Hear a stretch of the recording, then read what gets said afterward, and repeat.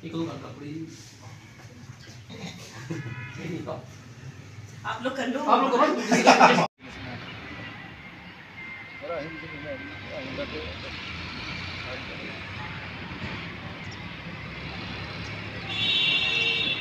और उसके बाद आप सभी को बता दूं कि ये कोई राजनीतिक विषय नहीं है, चिंता का विषय है।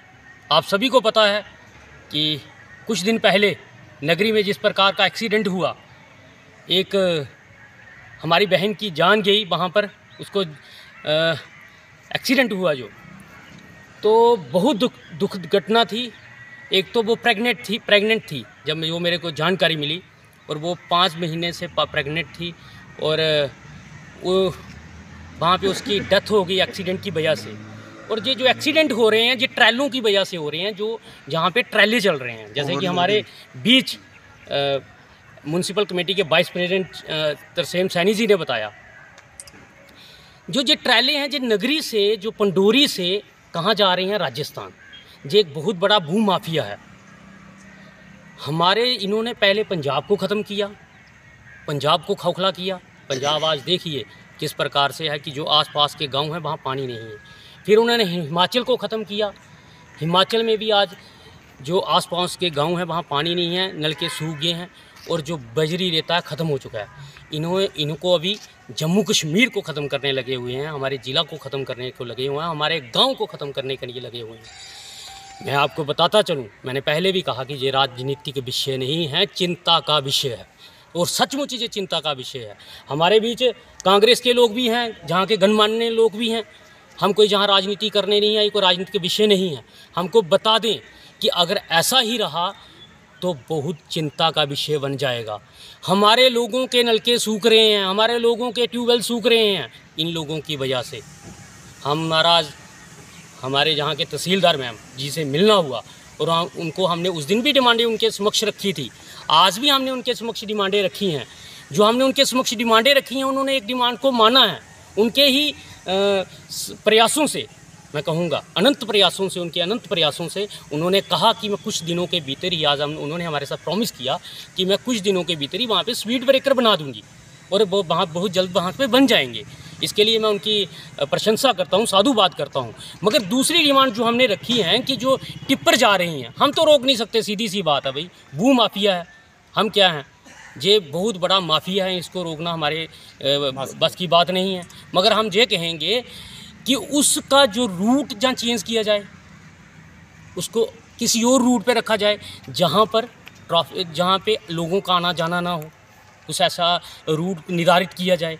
अगर रूट कोई अलग नहीं बनाया जाता, तो अगर इसी रूट से जाना है तो इसका टाइम सुबह रात 10 बजे से लेकर सुबह 5 बजे तक निर्धारित किया जाए। और डीएमओ साहब को ये देखना चाहिए कि कितना फुट मटेरियल आपने दरिया से खोदने के लिए कहा गया है। जहाँ पे आपने 2 फुट 1 फुट मटेरियल खोदने के लिए कहा गया है, वहाँ पे आप देखिए 20 फुट का मटेरियल खोदा गया है। मैं आपके माध्यम से डीएमओ को कह दूं, कोई आपको मोटी रकम तो नहीं चढ़ी हुई है जो आप वहाँ पे जाके देखते नहीं हो। आपके माध्यम से आरटीओ साहब को भी बता दूं कि आरटीओ साहब, ये सुनिए, पहले आरटीओ की मेरे से फ़ोन पे बात हुई, मैंने उसको 5 बार फ़ोन किया कि जहाँ पे ओवरलोडेड ट्रैले जा रहे हैं, मेरे को सुनने में आ रहा है आप एक ट्रैले का 5,000 रुपया ले रहे हो। कहता मैं नहीं ले रहा, आप मेरे से किस प्रकार से बात कर रहे हो। मेरे को ऐसी, मैंने कहा मैं बात नहीं कर रहा, जो लोगों को जहाँ पे कहना है जाओ पूछ लीजिए पहले आरटीओ को। मेरी फ़ोन पे 20 बार बात की, मगर उसने एक बार भी ट्रैलों को फाइन नहीं किया। इसका कारण क्या है? कोई रोक नहीं। इसका कारण क्या है? इसका कारण ये है पैसा। क्या बात है। हमारी बात 2 बार हुई सिर्फ हमारी तहसीलदार मैम जी से, और कल ही उन्होंने डीएमओ को बुला के कल 20 गाड़ियों को फाइन किया, मशीनें जब्त की। इसका मतलब ये है कि मैम के अनंत प्रयासों से ऐसा इन पर रोक लग रही है। तो मैं आपके माध्यम से आरटीओ साहब आए हैं, आईएएस ऑफिसर हैं शायद, क्या नाम है उनका, उनको कहता हूं आपके माध्यम से कि एक बार इन पे नकेल कसिए, इनके ट्राले देखिए जो जहां से जा रहे हैं, जो बजरी के रेत के कितने ओवरलोड हैं। आप इनसे कम से कम इनका चलान करिए, गवर्नमेंट के खजाने में पैसे जाएं। जो ओवरलोड गाड़ी जा रही हैं, ठीक है आप जाइए, ट्राले जा रहे हैं, उनका एक तो टाइम रूट निर्धारित किया जाए, एक टाइम निर्धारित किया जाए, और तीसरा कोई ओवरलोड गाड़ी से रोड पे ना चले। और ये रोड BRO का रोड है, बॉर्डर रोड ऑर्गेनाइजेशन का। इस पे 22 ट्राले 24 ट्राले गाड़ी ट्रक ट्राले चलने चाहिए या नहीं चलने चाहिए, ये भी RTO को बताना पड़ेगा। RTO का जहाँ पे नाका होना चाहिए, कहाँ गई इनकी जो टोल पोस्ट पे पोस्ट होती थी, कहाँ चले गई जी इनकी पोस्ट? इनकी जो गुंदा चेक पोस्ट पे पोस्ट होती थी, कहाँ चले गई? इनकी वजह से, इनकी नालायकी की वजह से हमारे लोगों को भुगतना पड़ रहा है, हमारे लोगों को परेशानी हो रही है।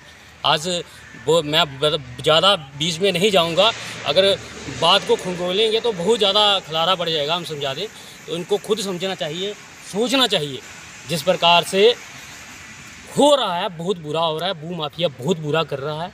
मैं आपके माध्यम से आपका धन्यवाद करता हूं और आपके माध्यम से एक बार फिर से अपने तहसीलदार जी का धन्यवाद करता हूं, जिन्होंने के अनंत प्रयासों से कुछ डिमांडें हमारी पूरी हुई हैं। 1-2 दिन में डिमांड्स पूरी हो जाएंगी और कुछ जो अधूरी हैं उन्होंने उन पे भी चिंता व्यक्त की है। और वो खुद एक समझ सकते हो कि बहुत चिंता कर रहे थे कि ऐसा नहीं होना चाहिए। उन्होंने एक आर्डर भी कह रहे हैं, मैंने तैयार करके रखा है, उस पर भी बहुत जल्द हम लोगों के लिए खुशखबरी होगी, इसका टाइम भी चेंज होगा। तो मैं फिर से सभी का धन्यवाद करता हूं और एक बार फिर आपके माध्यम से कहूँगा कि ये राजनीतिक मुद्दा नहीं है, चिंता का विषय है। जय हिंद, जय भारत। उनके साथ मिलने जाके हम हमारा डेपुटेशन किया है और हमने उनसे बातें की कि जिसने एक्सीडेंट हुआ, इधर की जो हमारी नौजवान लेडी का एक्सीडेंट हो गया, वो डेथ हो गई ऑन स्पॉट मौके भी। तो मैडम जी से उस दिन हमारी 2 बातें हुई थी, कमिटमेंट हुई थी। अब भी हमने 2 ही बातें की। तो मैडम जी आपने एक बोला था कि हम वो जो स्पीड ब्रेकर लगवा देंगे, ठीक है। तो वो तो मैडम जी ने जस्ट कर दिया, कोई चंद ही दिनों में आपके जो स्पीड ब्रेकर हैं, ये अरुण जी भी बोलेंगे, और वो लग जाएंगे, थोड़े बन जाएंगे स्पीड ब्रेकर। जेई को भेजेंगे, जो टेक्निकल कोई विंग आएगा वो आपसे मिलेगा, आप उनसे डिस्कस कर लें कैसे बनवाने। हम चाहते हैं भी ज़्यादा रैंप भी ना हो और ज़्यादा समस्या नहीं बन जाएगी। ज़्यादा रैंप वाले बना दें तो उससे और ज़्यादा एक्सीडेंट हो जाता है। तो वो ही बनाएं जो इधर बने हुए हैं, जो हॉस्पिटल के सामने जो बने, हमने बोला उसी टाइप के बनाए। एक तो ये बात हो गई। दूसरी बात मैडम जी ने की थी कि इनका हम टाइम फिक्स करें। तो सबके सामने बात हुई। तो स्पीड ब्रेकर को लिए तो मैडम जी ने जस्ट किया है कि 2-4 दिन या हफ्ते के बीच बन जाएंगे। उस बात का हम मैडम जी का शुक्रिया करते हैं, धन्यवाद करते हैं कि मैडम जी ने हमारी बात को ध्यान में रखा, उस पर प्रयास भी किया, कर भी रहे हैं। तो दूसरी बात जो टाइम क्या है, हमारी गाड़ियों का जो टाइम है, उसकी बात भी हमने की। मैडम जी आपने उस दिन हमारे साथ कमिटमेंट की थी कि हम इनका टाइम भी कोई फिक्स करेंगे, क्योंकि जो हमारे बुज़ुर्ग, नौजवान, बहनें, माताएं, जितने भी हमारे बुज़ुर्ग हैं नगरी के, वो सैर करने जाते हैं, सुबह शाम को जाते हैं। अब सैरें बंद हैं, हमारा मुंह बाहर निकालना मुश्किल हो गया। हमारी जो नगरी की जो रोड बहुत बुरी हाल है, और 100 टन जो ओवरलोडिंग जा रहे हैं ना, वो भी बात हुई है। मैडम जी ने बोला मैं उसकी भी प्रयास कर रहा हूँ। मेरी DMO से बात हुई है, मेरी DC साहब को भी मैंने लिखा है, मगर मैं कम्पिटेंट उसके लिए नहीं हूँ कि मैं उसको ऑर्डर कर दूँ कि उनका टाइम मैं नहीं चेंज कर सकती हूँ, क्योंकि मेरे पास इतनी पावर नहीं। मैं कर सकती हूँ मगर वो इम्प्लीमेंट नहीं होगा। 10 दिन चलेगा, उसके बाद फिर हो जाएगा। परमानेंट हल नहीं है। आप जिस हिसाब से बात कर सकते हैं, तो मैं भी कर रही हूँ, प्रयास कर रही हूँ मैं। तो वो भी इस पे भी विचार करेंगे कि कुछ दिन बाद उनका भी टाइम फिक्स हो जाए। हमने तारागढ़ की मिसाल दी मैडम जी को कि जैसे पंजाब में तारागढ़ हमारे नियर है, हमारा इंटरफेरेंस है पंजाब, तो उधर भी रात को चलते थे ट्राले बड़े बड़े। तो उन लोगों ने एडमिनिस्ट्रेशन से प्रयास किया, गुहार लगाई, तो अभी वो बंद हैं।